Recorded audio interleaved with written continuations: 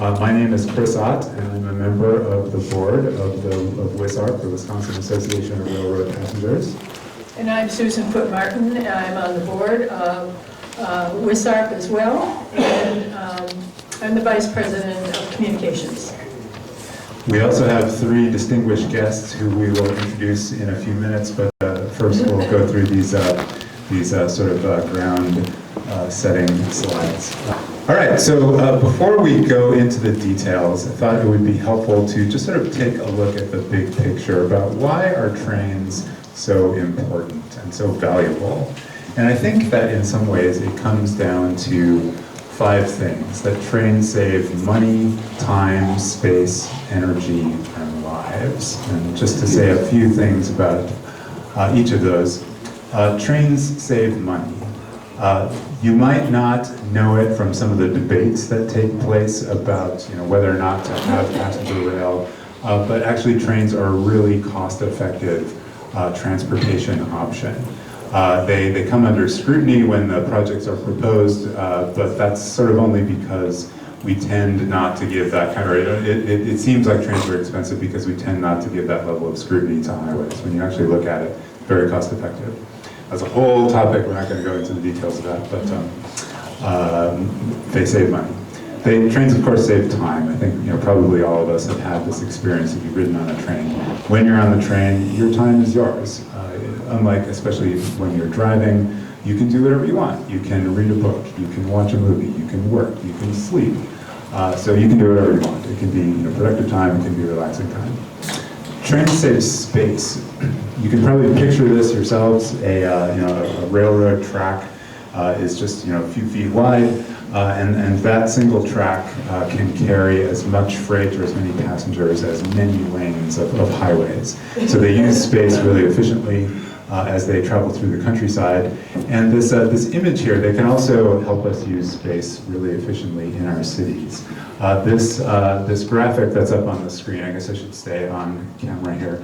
But I actually am borrowing this slide, or a place called the Monoma Transportation Institute has shared this slide. It's an aerial photograph of one train station in France that has about 450,000 people a day go through it. So in other words, pretty close to the whole population of Dane County is going through this one train station. And you know what you don't see down there? Parking.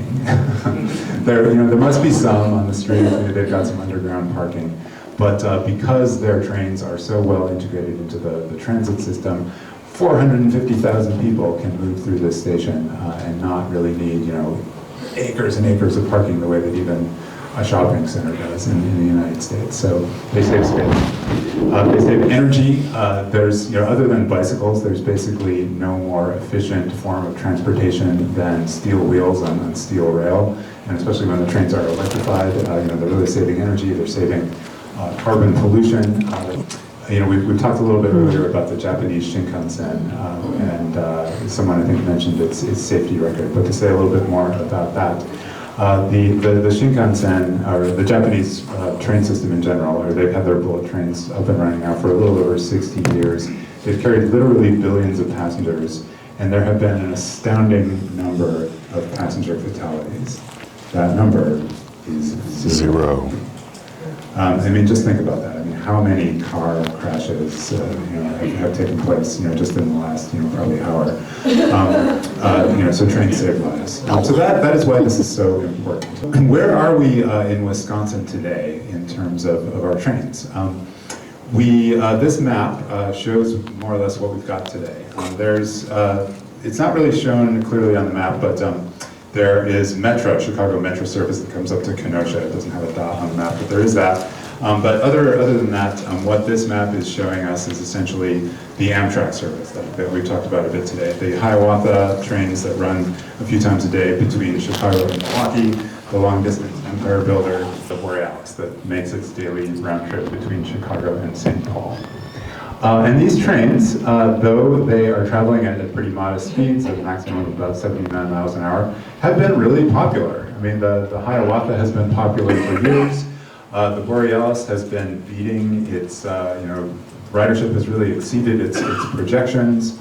And last year, trains carried more than 1 million people to and from just the 8 stations that we have in Wisconsin.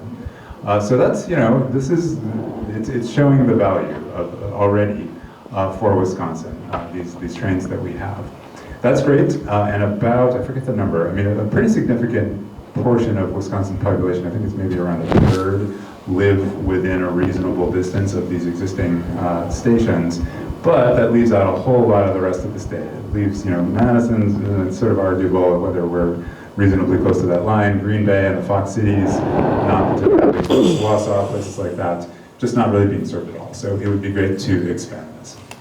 And Wisconsin right now is reaching for more. We heard a little bit about this from our speakers in the morning, but to go over it again, and this time with a different map. I used to work until recently for an organization based in Chicago called the High Speed Rail Alliance, and one of the things that I think they do really well is maps.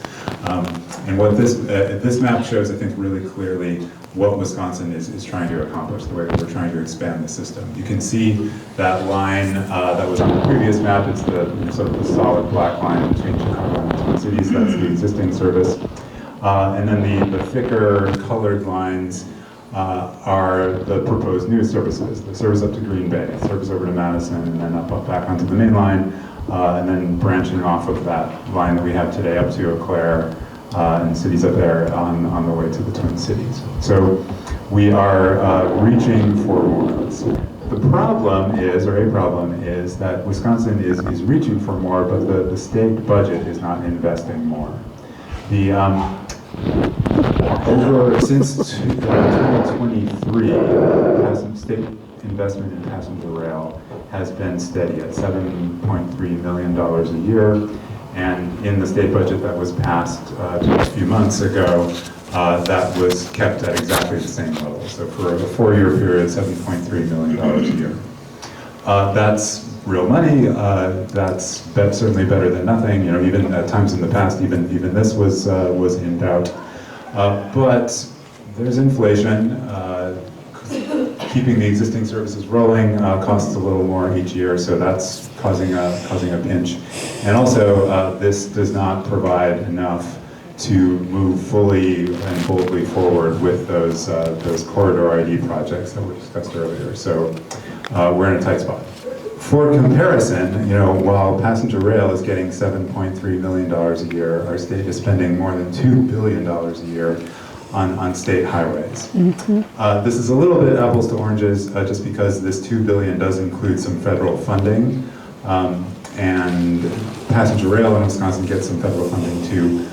So the comparison is not perfect, but nonetheless, we're investing so much more in state highways than we are in passenger rail. And I'm remembering what Debbie Jackson told us about the importance of and.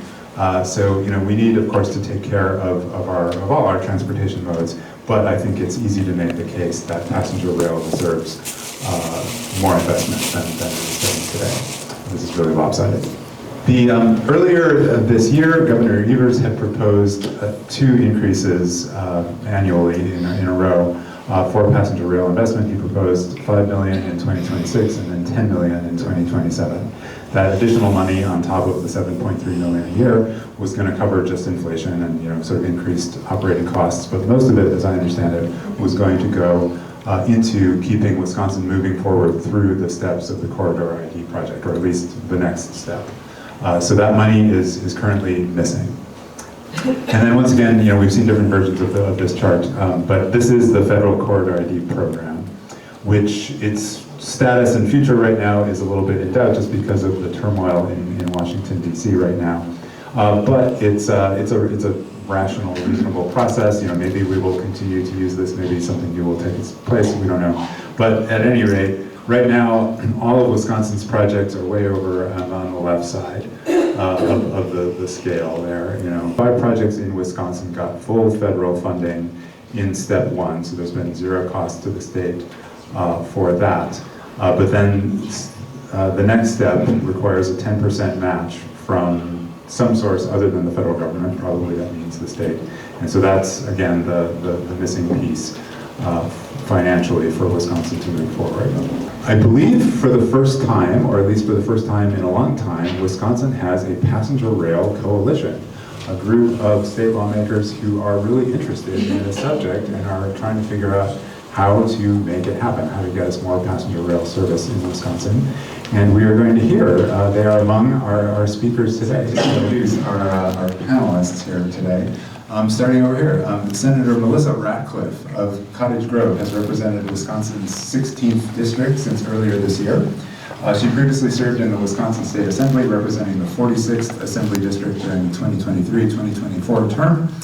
Before being elected to the legislature, she served 6 years as a member of the Dane County Board of Supervisors and 4 years on the Cottage Grove Village Board.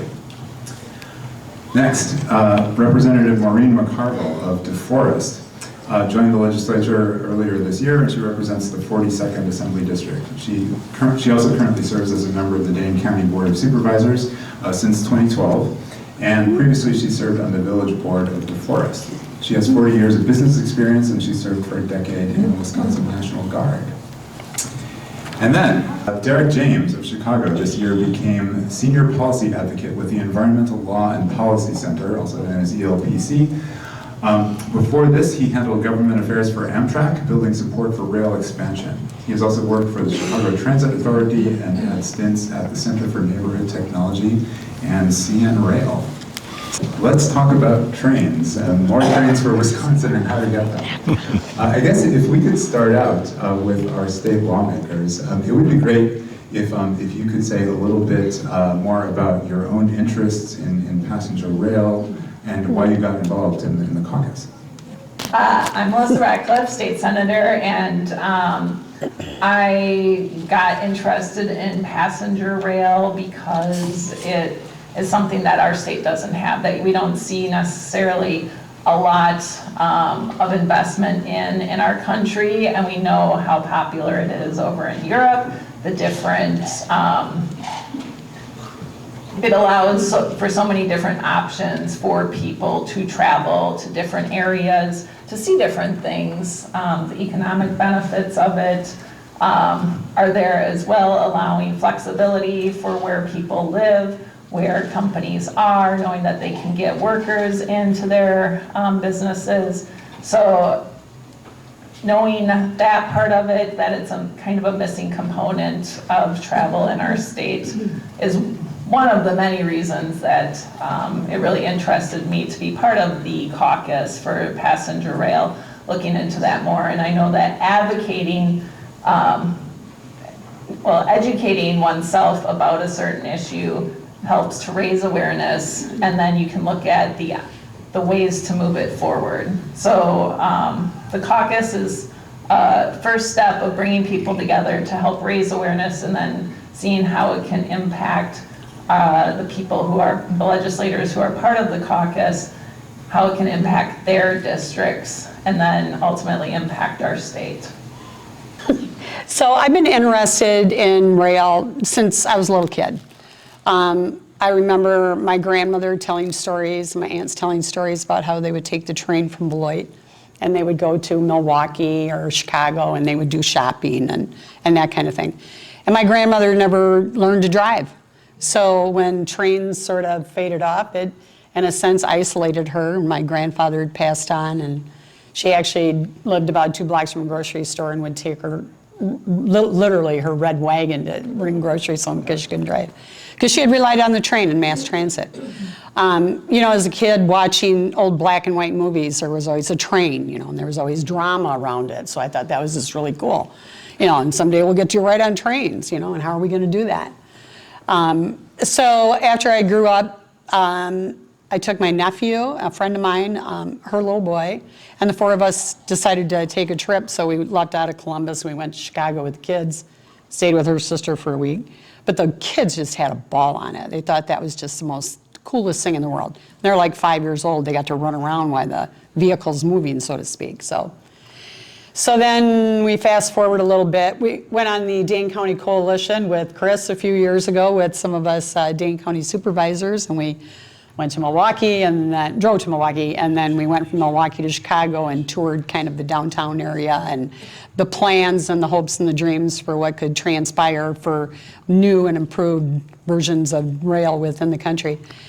So that was very nice. And then again, we did something similar with state legislators here a few weeks ago.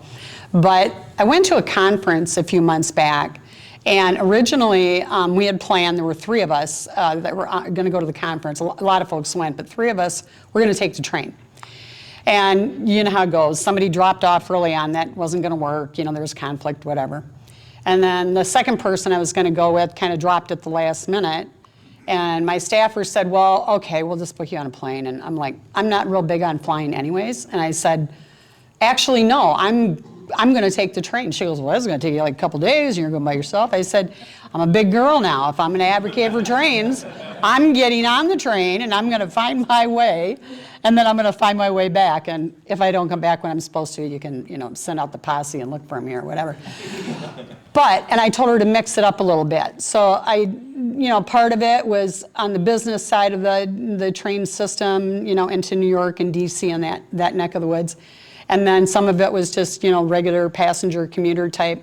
But the other thing I found out is that, you make friends fast. I mean, by the time you get off the train after a half a day or a day on that particular train, it's almost like your own little family you've kind of recreated, and this and that going on. So hauling your luggage around, don't overpack it. I've learned that because that's a tough one. Again, I'm not a big fan of flying, so the train was cool. Although I did look out the window a few times and saw that we were over top of wherever I couldn't see the ground. I was like, oh my God, I really am up in the air again. We're going through a mountain. We're going through a mountain. There's a hole in the mountain. Just close your eyes.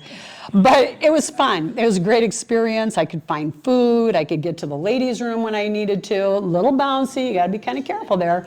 But, all in all. So I think it's great for the environment. It's great for people that don't care to fly. It's maybe not a money thing for them. It's more of a, and I like to actually see where I'm going. If you go on a plane one side of the country to the other, you don't see the country. It's like, okay, well, they got a McDonald's and a Walgreens and a whatever, but, I had that why did I even bother coming here? But, if you move across the area, you can take in like the scenery, and in this case, I got to see the Mid-Continental Divide when we went over that, and that was kind of cool. But at any rate, so I like to do things that are friendly to the environment, provide, as Melissa had mentioned, a way for people that want to get a good job, but they live out in the sticks.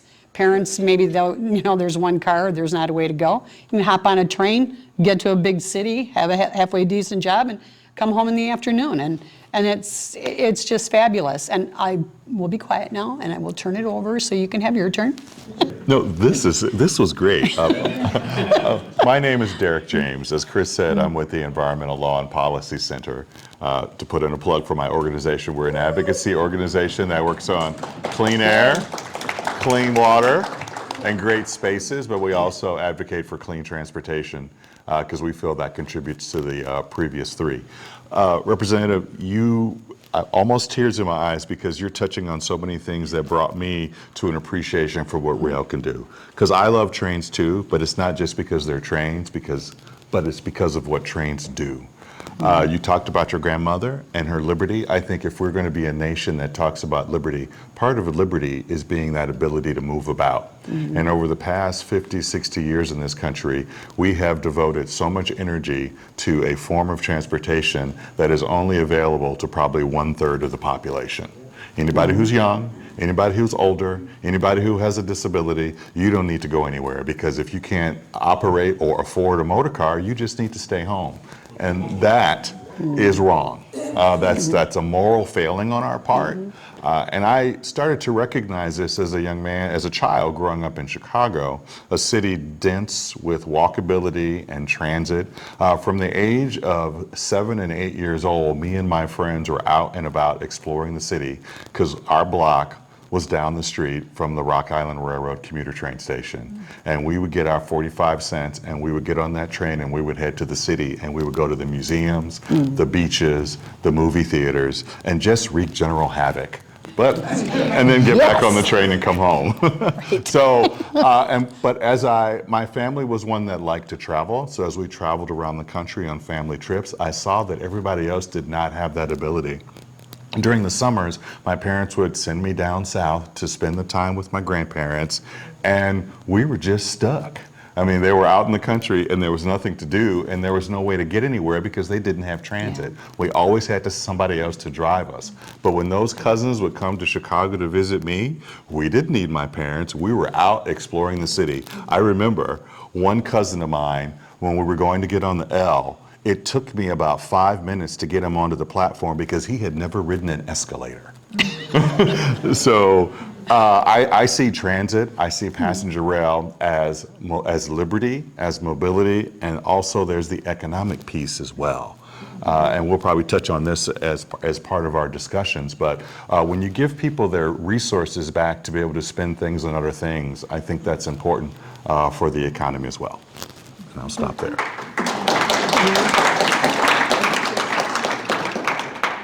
Derrick,